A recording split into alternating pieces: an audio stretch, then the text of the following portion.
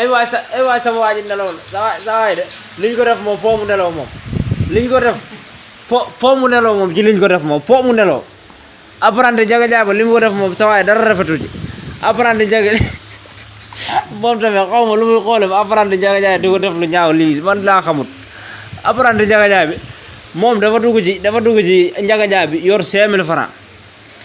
jox war a paas 200 la war a paas 200 francs la waroon paas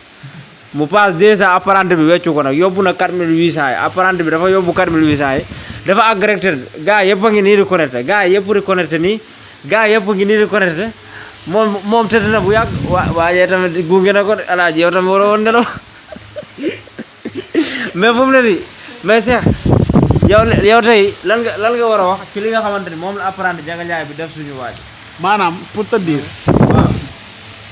maanaam sawaay tey ren moom vraiment waaw paasam bi dafa cher paas bi dafa cher te daaw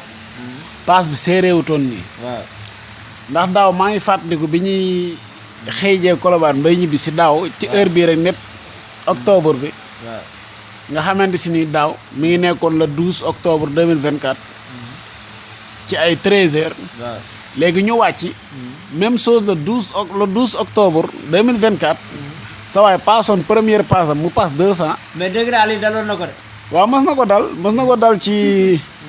même chose rek même cas